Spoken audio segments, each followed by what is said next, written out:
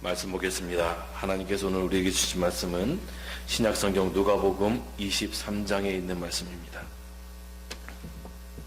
신약성경 누가복음 23장 26절 말씀부터 38절까지의 말씀, 제가 가진 성경으로 138페이지 즈음에 있습니다. 누가복음 23장 26절부터 38절까지의 말씀을 함께 교독하도록 하겠습니다. 제가 먼저 읽습니다. 그들이 예수를 끌고 갈 때에 시몬이라는 구레네 사람이 시골에서 오는 것을 붙들어 그에게 십자가를 지워 예수를 따르게 하더라. 또 백성과 및 그를 위하여 가슴을 치며 슬피우는 여자의 큰 무리가 따라오니 예수께서 돌이켜 그들을 향하여 이르시되 예루살렘의 딸들아 나를 위하여 울지 말고 너희와 너희 자녀를 위하여 울라. 보라, 날이 이르면 사람이 말하기를 잉태하지 못하는 이와 해산하지 못한 배와 먹이지 못한 젖이 복이 있다 하리라. 그때에 사람이 산들을 대하여 우리 위에 무너지라 하며 작은 산들을 대하여 우리를 덮으라 하리라. 푸른 나무에도 이같이 하거든 마른 나무에는 어떻게 되리요 하시니라. 또 다른 두 행악자도 사형을 받게 되어 예수와 함께 끌려가니라. 해골이라 하는 곳에 이르러 거기서 예수를 십자가에 못 박고 두 행악자도 그렇게 하니 하나는 우편에 하나는 좌편에 있더라. 이에 예수께서 이르시되 아버지 저들을 사하여 주옵소서 자기들이 하는 것을 알지 못함이니이다 하시더라. 그들이 그의 옷을 나눠 제비 뽑을세 백성은 서서 구경하는데 관리들은 비웃어 이르되 저가 남을 구원하였으니 만일 하나님이 택하신 자 그리스도이면 자신도 구원할지어다 하고 군인들도 희롱하면서 나와 신 포도주를 주며 이르되 내가 만일 유대인의 왕이면 내가 너를 구원하라 하더라. 함께 읽습니다. 그의 위에 이는 유대인의 왕이라 쓴 패가 있더라. 아멘. 사순절 첫 번째 주일입니다. 예수님께서 십자가의 상에서 하신 7가지 말씀을 가상칠언이라고 하는데 그 가상칠언 중에 첫 번째 말씀, 아버지여 저들을 사하여 주옵소서 자기의 하는 일을 알지 못함이니이다. 이 말씀을 가지고 오늘 주님의 마음을 나누기 원합니다. 예전에는 좀처럼 준비하지 않았던 것 같은데 요즘에는 내가 아직 살아있을 때에도 건강할 때에도 죽음을 앞두고 있지 않은 상황에서도 자신의 유언장을 미리 작성하는 경우가 종종 있습니다. 혹시 여러분 가운데에 유언장을 작성해 본 경험을 가지고 계신 분이 계십니까? 있을 수 있습니다. 내가 우리 아들에게, 딸에게, 가족이나 친지들에게 혹시 내가 갑자기 불의의 사고를 당한다면 이러한 말들을 남기고 이러한 말들을 해주고 싶다. 유언이란 대체적으로 자기의 인생을 돌아보면서 마음 깊은 곳에서부터 우러나오는 가장 귀한 마지막 소망이라고 할 수 있습니다. 우리의 선조들이 남겼던 유언을 살펴보면 나도 세상을 좀 그렇게 살아보아야겠다라고 하는 귀감을 받을 수도 있습니다. 또한 유언장을 작성해 보는 시간을 스스로 가짐으로써 지금까지 내가 살아온 인생의 길을 되돌아보고 반성하는 귀한 시간도 될 수 있습니다. 다이너마이트를 발명한 알프레드 노벨이라고 하는 사람이 있었습니다. 그가 만든 노벨재단은 지금도 전 세계적으로 가장 훌륭한 일을 하거나 많은 연구를 하거나 또는 훌륭한 행동을 한 사람들에게 특별한 상을 수여함으로써 세계의 평화와 번영에 기여하고 있습니다. 전 세계적으로 수없이 많은 사람들이 이 노벨상을 받기 위해서 열심히 공부하고 열심히 연구하고 남에게 모범이 될 만한 행동을 합니다. 그런데 이 노벨이라는 사람이 처음부터 자신이 발명한 다이너마이트를 이용하여 벌어들인 돈으로 처음부터 그렇게 세계의 평화에 기여한다거나 인류의 번영을 위해서 살겠다라고 하는 생각을 가지지는 않았습니다. 그는 그저 평범한 자신이 발명한 다이너마이트를 이용하여 벌어들인 돈으로 여느 세상 사람들과 같이 비슷하게 잘 살았다고 합니다. 그런 노벨도 미리 유언장을 작성했는데 자신이 가진 재산의 상황을 미리 파악하여 분배해 놓음으로써 가족들 간의 다툼이나 분쟁이 없도록 했습니다. 그냥 일반적인 누구라도 작성할 수 있는 별로 특별할 것 없는 그런 유언장이었습니다. 그런데 그의 삶을 뒤집어 놓는 사건이 그의 유언장의 내용을 변경해야 할 만큼 큰 사건이 그에게 일어났습니다. 어느 날 노벨의 광산이 폭발한 것입니다. 그리고 신문에 광산 폭발에 대한 기사가 났는데 그 기사 아래에 그 기사 아래에 실린 다른 조그마한 기사를 보고 알프레드 노벨은 충격을 받았습니다. 그의 유언장의 내용을 바꾸고 그의 인생의 방향을 바꾸었습니다. 그 기사는 바로 알프레드 노벨이 광산 폭발과 함께 사망했다라고 하는 부고에 대한 기사였습니다.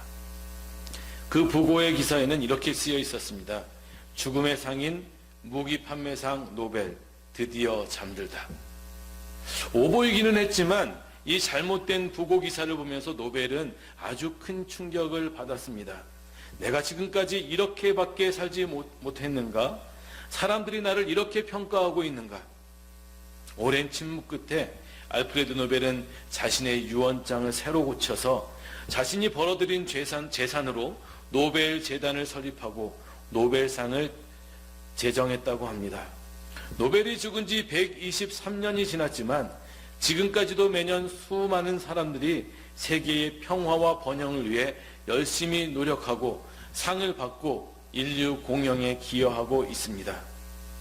낯선 땅 한국에서 평생 나환자를 돌본 슈니 요셉 신부님은 내가 죽으면 나를 땅에 묻은 후에 내 묘 위에 나무 세 그루를 심어 그 나무가 잘 성장하면 갈 곳 없는 나병 환자들을 위해 집을 지어주시오 라고 유언을 남겼습니다.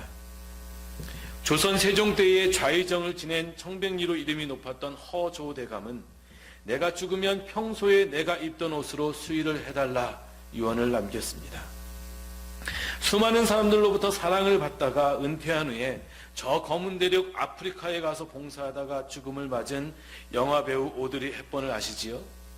그녀가 외동딸에게 자주 읽어주었던 유언처럼 남긴 샘 레벤스의 시가 있습니다. 그 시의 마지막 부분이 오드리 헵번이 남긴 유언과 같이 회자됩니다. 내가 더 나이가 들면 내 손이 두 개라는 사실을 알게 될 것이다. 한 손은 너 자신을 돕는 손이고 다른 한 손은 다른 사람을 돕는 손이다. 이제 마지막 세상에 어떤 사람의 유언과도 비교할 수 없는 마지막 유언을 여러분과 함께 나누고 싶습니다. 이 유언은 예수님의 유언입니다. 예수님께서 십자가에서 죽어 가시면서 짧게 7마디의 유언의 말씀을 하셨습니다. 두 손과 발에 못이 박히시고 머리에는 커다란 가시나무로 만든 가시관을 쓰시고 양 옆구리에는 창에 찔려 물과 피를 쏟으시며 죽어가시면서 하신 7마디의 말씀 중에 첫 마디 말씀, 아버지 저들을 용서하여 주옵소서 자기의 하는 일을 알지 못함이니이다. 십자가에 못 박히신 예수님께서 하늘을 바라보셨습니다. 밤새도록 채찍에 맞으시고 창에 찔리시고 양손과 발에 못이 박히셔서 십자가에서 흘리신 피로 그 십자가가 세워진 땅이 다 적셔지는 그 순간에 우리 주님께서 힘없이 머리를 들어 하늘을 바라보셨습니다. 그리고 하신 첫마디, 아버지, 아버지. 우리 자녀들이 아플 때 아빠 엄마가 머리를 쓰다듬어 주고 있으면 자녀들이 어떻게 합니까? 열이 철철 나서 엄마 아빠의 무릎을 베고 누워 자신을 바라보고 있는 엄마 아빠의 얼굴을 보면서 엄마, 아빠 단지 이 한마디만 할 뿐입니다. 예수님께서도 그렇게 아프셨나 봅니다. 그렇게 힘이 드셨나 봅니다. 그냥 하늘을 보시면서 아빠 하고 부르셨습니다. 아버지, 나 좀 도와주세요. 예수님께서 아버지를 부르신 이유, 예수님께서 마지막에 부른 단어가 성경에 기록되어 우리에게 전달되어진 이유가 있습니다. 그것은 예수님께서 십자가에 달리셔서 하나님을 아버지라 부르심으로 말미암아 그 십자가를 통하여 우리가 하나님을 아버지라 부를 수 있도록 하게 하심이었습니다. 그 전까지 사람과 하나님과의 관계는 아버지와 자녀의 관계가 아니었습니다. 하나님은 두려움의 하나님이었습니다. 하나님은 질투의 하나님이어서 내가 하나님께서 내게 말씀하신 계명을 조금이라도 어기면 벌 받겠구나, 이제 죽겠구나, 큰일 나겠구나, 그런 하나님이었습니다. 이사야가 성전에서 높은 보좌에 계신 하나님을 배울 때에 무엇이라고 고백했습니까?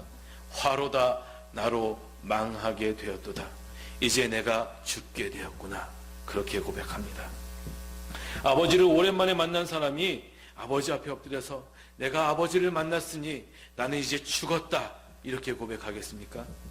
아무리 아버지에게 그 아들이 죄를 많이 지었어도 그분이 아버지이시기 때문에 그분은 나를 안고 그동안 어떻게 살았니? 괜찮니? 어디 아픈 데는 없니?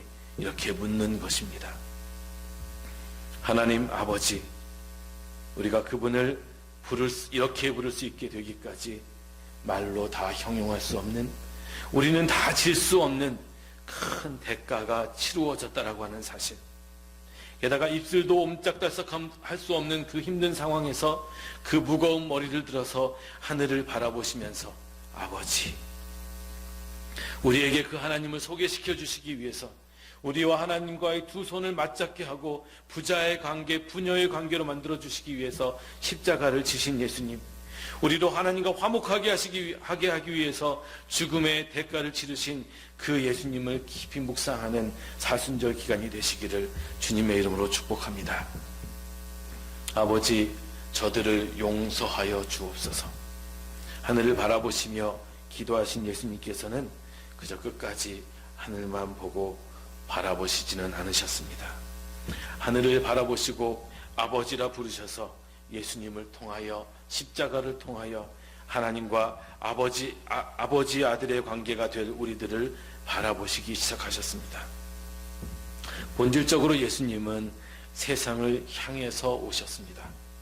예수님은 세상에 있는 우리들을 위해서 오셨습니다. 예수님의 목적은 바로 우리에게 있었습니다. 그런데 어떻게 우리가 예수님을 우리 안에 모시지 않고 살아갈 수 있겠습니까? 어떻게 우리가 주님 뜻대로 살지 않을 수 있겠습니까? 어떻게 내 생각이 예수님 없이, 어떻게 내 삶이 예수님과 상관없이 가도 괜찮다고 생각할 수 있겠습니까? 십자가에서 바라보시면서 하나님 아버지, 이 김창선 목사를 용서하여 주옵소서. 아버지, 저 여인을 용서하여 주옵소서. 하나님, 저들을 용서하여 주옵소서. 피의 대가가 필요했다고 합니다. 모세의 율법에 의하면 눈에는 눈으로, 이에는 이로, 피에는 피로 모세에게 부여해 주신 이스라엘 사람들의 삶을 지배하는 하나님의 법칙이 있었습니다. 피의 죄를 범했으면 반드시 피를 흘려야만 그 죄를 사함받을 수 있는 법칙입니다. 그래서 히브리서 기자는 이렇게 선포합니다.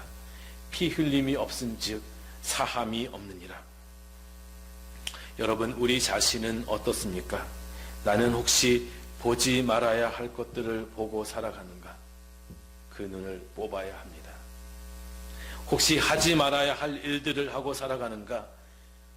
그 손을 잘라야 합니다. 하지 말아야 할 말을 하고 살아가는가? 그 혀를 뽑아야 합니다. 가지 말아야 할 곳으로 또 가고 있는가? 두 다리를 잘라야 합니다. 혹시 다른 사람의 마음을 사정없이 난도질해서 그 영혼을 죽였는가?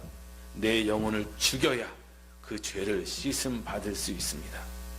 예수님께서도 마태복음 18장 6절로 9절 말씀에 이렇게 말씀하십니다. 누구든지 나를 믿는 이 작은 자 중 하나를 실족하게 하면 차라리 연자 맷돌이 그 목에 달려서 깊은 바다에 빠뜨려지는 것이 나으니라. 만일 내 손이나 내 발이 너를 범죄하게 하거든 찍어내버리라. 만일 내 눈이 너를 범죄하게 하거든 빼어내버리라. 그런데 내가 죄를 지어서 내 손이 잘리면, 내 발이 잘리면, 내가 죽으면 그 죄는 해결되지만 나는 어떻게 됩니까? 내 영혼은 어떻게 됩니까? 결코 하나님의 곁에 갈 수 없습니다. 하나님의 나라에 갈 수 없습니다. 죄인으로 죽었기 때문입니다. 하나님께서는, 우리 주님께서는 그걸 원치 않으셨습니다. 우리 주님은 우리가 아무리 죄가 많아도 예수 그리스도를 통하여 우리가 하나님 앞에 가길 원하셨습니다. 그런데 내가 살인자로서 이 땅 가운데서 그냥 죽으면 결단코 천국에 가지 못합니다. 결코 용서받은 게 아닙니다. 그냥 죽을 수밖에 없는 우리들을 위해서, 그래서 예수님께서 우리를 위해 대신 죽으신 것입니다. 대신 죽으셨습니다. 우리로 하여금 죄의 몸이 아닌 의의 몸을 가지고 의인이라 칭함을 받은 상태에서 하나님 곁에, 하나님 나라에 가게 하기 위함이셨습니다. 그래서 우리 주님께서 십자가에서 돌아가시면서 말씀하셨습니다. 아버지, 저들의 죄를 용서하여 주옵소서. 주님이 십자가에 달리는 그 상황 가운데서도 그러나 사람들은 여전히 죄를 짓고 있었습니다. 보통 사람들 같으면 그렇지 않잖아요. 보통 사람들 같으면 어떤 사람을 우리가 막 미워하고 손가락질 하다가도 그 사람이 벌을 받고 아파하고 피를 흘리고 있는 모습을 보면 안 됐다, 불쌍하다, 그만 놔주자, 용서해주자, 그 사람이 울고 있으면 가서 안아주고 괜찮다고 그렇게 말해주는 게 사람이잖아요.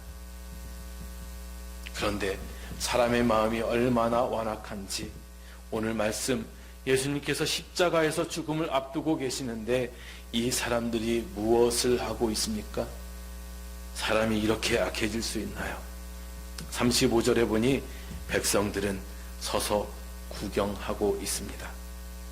이 사람들이 십자가에서 피 흘리며 죽어가는 모습을 구경하고 있습니다. 아파서 비명을 지르며 죽어가는 모습을 구경하고 있습니다. 사람인가요? 사람이 할 수 있는 행동인가요? 계속해서 그 뒤를 보니 관리들은 비웃고 있었습니다. 일반적으로 한 나라의, 한 도시의 관리라고 하면 그래도 좀 청렴하고 하나님 잘 섬기고 십계명 잘 지키고 가문도 훌륭하고 잘 배우고 다른 사람 도와줄 줄도 알고 다른 사람에게 긍휼의 마음을 가진 그런 사람들 아니겠습니까? 그런데 이 관리들은 무엇을 하고 있었다라고 성경이 증언합니까? 예수님의 십자가의 죽음을 보면서 비웃었다고 성경은 말하고 있습니다. 여러분, 절대 어디 가서도 다른 사람들이 잘못했다고 비웃지 마십시오. 오히려 안타까워해 주시고 동정해 주시고 기도해 주십시오. 하나님, 저 사람 깨닫게 하여 주셔서 다시 주님 품에 돌아오게 해주세요. 그렇게 기도해 주시기 바랍니다. 말씀 보니 그들이 비웃어 이르되 저가 남을 구원하였으니 만일 하나님이 택하신 자 그리스도면 자신도 구원할지니라. 사람이 죽어가고 있는데 관리라는 사람들이 이런 말이나 하고 있습니다. 여러분, 여러분의 자녀들에게 분명히 가르쳐 주시기 바랍니다. 잘 배워서 훌륭한 사람이 되어서 높은 자리에 올라갈수록 긍휼의 마음을 갖도록 가르치시기 바랍니다. 높은 자리에 올라가서 다른 사람들 비웃고 다른 사람들 멸시하면 그저 예수님을 비웃고 예수님을 멸시하는 게 되는 것입니다. 오드리 헵번이 남긴 유언과 같이 한 손은 나를 돕는 손이고 다른 한 손은 다른 사람을 위해서 하나님께서 주신 것입니다. 높은 자리에 올라갈수록 내 손보다는 다른 사람들을 위한 손을 많이 쓰고 아픈 사람들을 안아주고 넘어진 사람들을 일으켜주고 그런 손을 가진 우리 모두가 되면 참 좋겠습니다. 그 십자가 아래 또 다른 부류의 한 사람들이 있었습니다. 36절에 보니 군인들이 있습니다. 그들은 비웃는 데에서 한 걸음 더 나아가서 희롱하면서 나와 신포도주를 주었다라고 기록합니다. 자기들이 때렸거든요. 자기들이 찔렀거든요. 자기들이 못 박았거든요. 직접적인 가해자들 아닙니까? 그런데 신포도주가 뭡니까? 신포도주를 마시면 고통이 좀 덜해진다라고 합니다. 예전에 쓰였던 진통제입니다. 이렇게 말하고 있는 것이지요. 예수님을 보면서 좀 아프세요? 내가 찔러서 좀 많이 아팠나요? 이거 먹으면 좀 견딜 수 있을 겁니다. 좋은 말로 준 게 아니고 희롱하면서 그랬답니다. 만일 내가 유대인의 왕이면 구원해 보세요. 내려와 보세요. 피 한번 멈추게 해 보세요.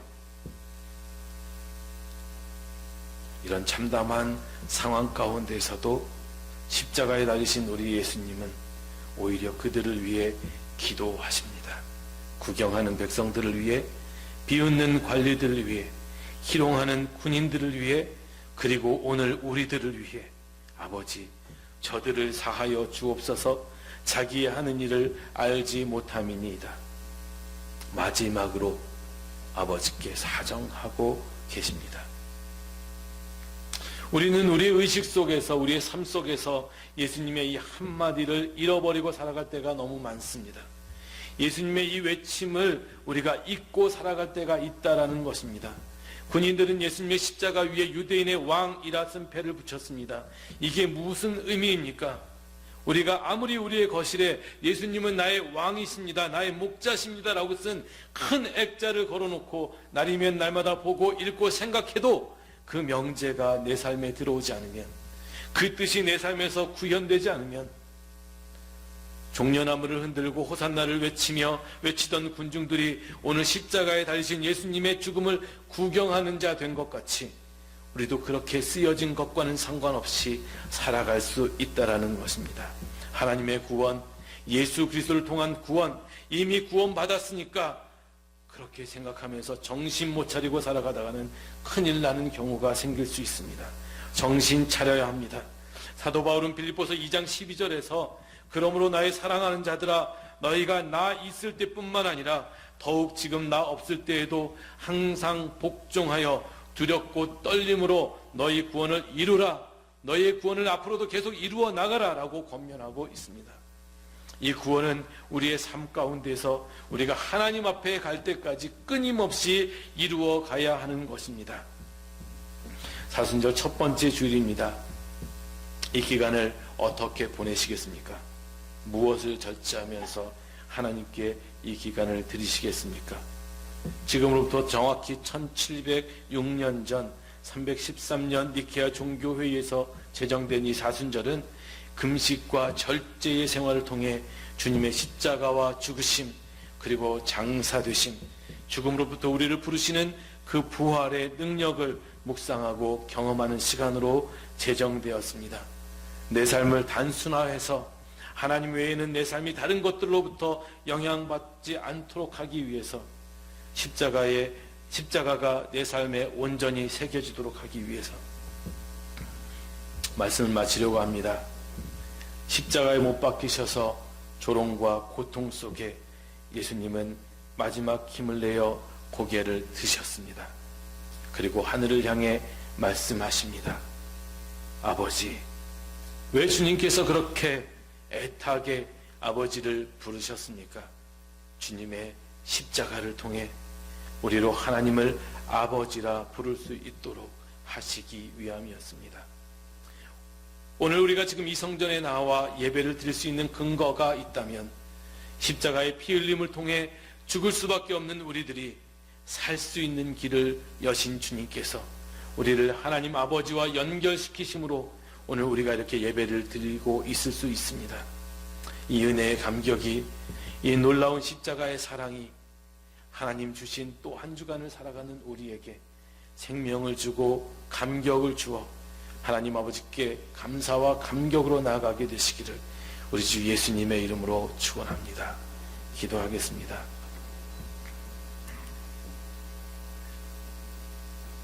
십자가에서 물과 피를 쏟으신 예수님께서 우리를 바라보시면서 아버지, 저들을 용서하여 주옵소서.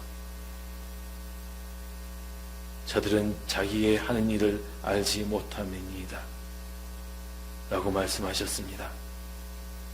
우리가 예수를 믿는다고 하면서도, 우리가 하나님을 섬긴다고 하면서도 때때로 우리는 하나님 없이, 예수님 없이 내 마음대로, 내 성격대로, 내 스타일대로 그렇게 살아갈 때가 얼마나 많은지 모릅니다. 오늘 이 말씀을 들으면서 하나님을 아버지라 부르는 우리들이 이제는 예수님처럼, 예수님을 닮아 예수님의 스타일로 살아가는 저희들 되게 하여 주시고, 그 십자가가 우리의 삶에 새겨져서 그 십자가의 사랑과 감격으로 하루하루를 감사로 살아가는 저희들 될 수 있도록 축복하여 주옵소서. 감사드리며 예수 그리스도 이름으로 기도하옵나이다. 아멘.